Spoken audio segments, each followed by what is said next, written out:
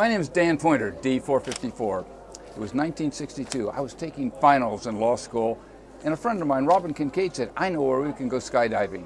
Sounded like a great alternative. Well, I finished the exams. I went out to Calistoga on Saturday, jumped late in the day. I fell in love. I found my thing. It just bit me. I went back the next day, made 3 more. I was back the next Saturday, the next Sunday. I think my 8th jump, I landed in a tree that had poison oak all around it. And the 9th jump was a water jump into Calistoga. I think I came in 7th. Not bad for somebody who just started the previous weekend. And I just feel so very, very lucky. I'm so blessed because I was able to find a way to make a living in the parachute business. And I have never regretted going to work each day. I've never had any trouble getting up in the morning. I've always looked forward to it. And I'm truly blessed. I want to thank all the people around me. I started in '62, which was a great time because it was the early days. But I often like to point out that there are so many people around me who have made the history of this sport. They have excelled in one place or another. They developed something or another, and they've made great progress. And when you think about it, I've just written it down. I've taken what everybody else has done, put it into my books, into my articles, into my speeches, into my travels and so on, and recorded all the activities that other people have done.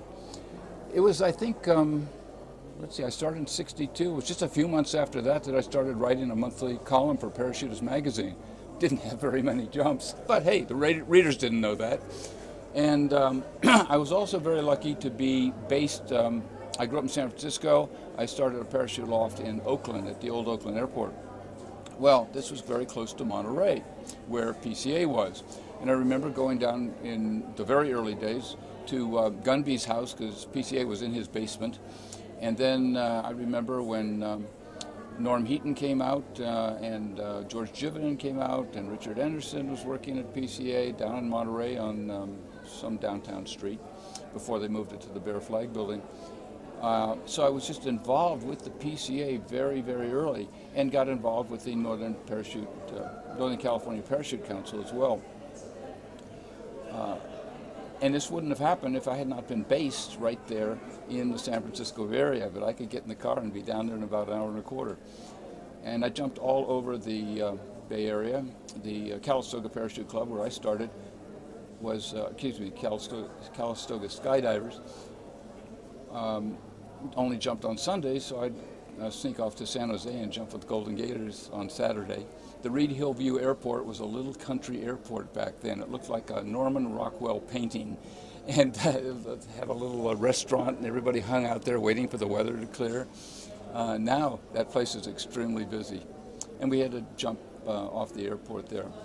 And because of my work with the council, I was off to different drop zones just about every weekend, and that could be in the Sacramento area, up in the Chico area, say California, the Cal Club in Livermore, down to Hollister, and so I got to know an awful lot of people doing that. Then in '64, there was a little changeover at PCA in Monterey, and Dick Anderson, who owned Paladin Sport Parachutes where I work, he was coming back, and George Jivanen, who was there, had been established and running Tri-State in Flemington, New Jersey, and since he was out there to run PCA, he needed somebody to run Tri-State, so they engineered that to send me back there. For me, that was a fabulous opportunity because the parachute business really was in the East. I mean, there was a lot of jumping out west, but the parachute industry, all the fabric, the tape, the webbings, the grommets, ripcords, everything was made in the East. So this was, just imagine being a young jumper and having an opportunity to go where all these parachutes and parachute parts are made. And I went back to Tri-State for a year, year and a half, and at that point I got together principally with Jacques Estelle and engineered the sale of Tri-State to Parachutes Incorporated, and I moved up to Orange and took over the equipment division, working directly for Lou Sanborn. So we were great friends there, and we just had so much fun dreaming about parachutes, designing them, and going out and testing them just a mile or so away. I was with PI for a couple of years, and then I got a great offer from Ted Strong, and I moved to Boston, and that gave me a chance to design parachutes 5 days a week and jump 2 days a week. We just had more fun.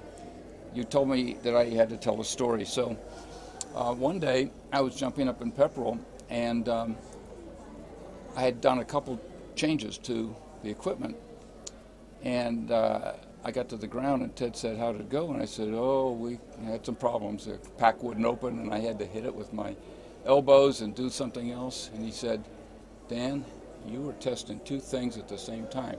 We have a rule. We agreed on this. You only test 1 thing at a time." He was absolutely right. I was just a little anxious.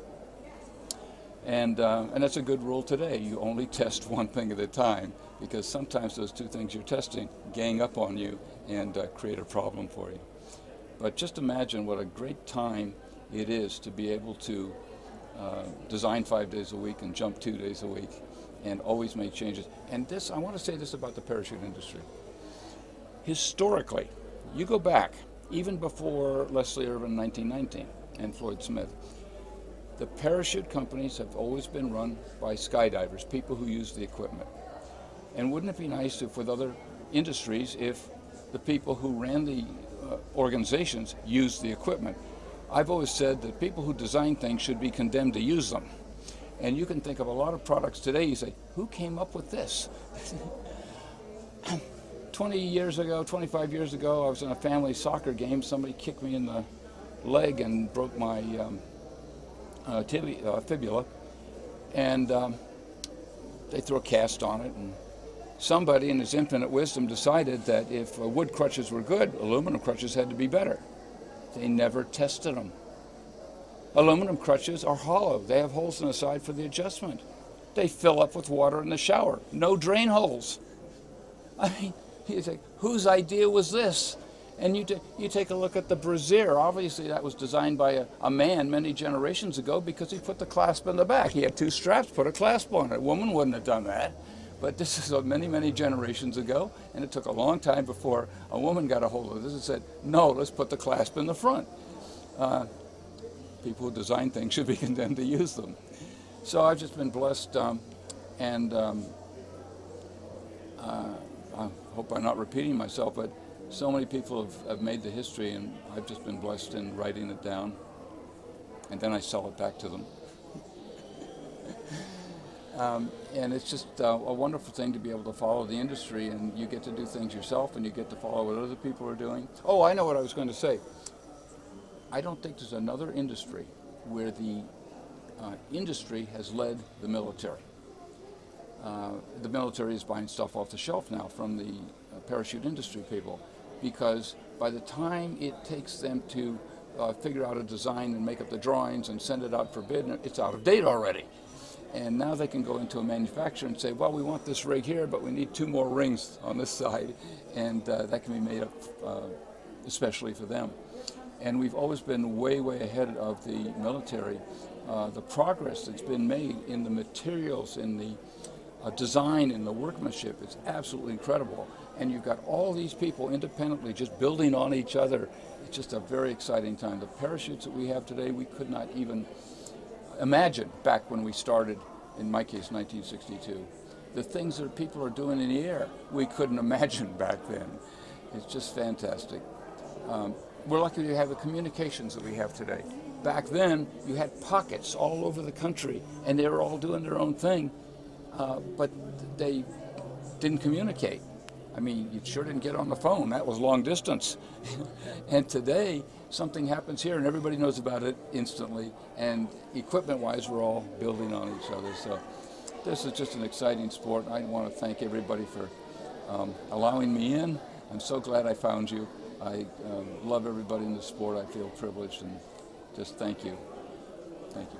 You couldn't find a better time to get in it. I mean, it is better than ever. I'm not supposed to say it's safer than ever, because then you probably wouldn't want to do it. But the equipment and the training and everything has progressed so much, and the whole training is accelerated now, which is a very exciting thing. You don't have to kind of plod through the basics like we did.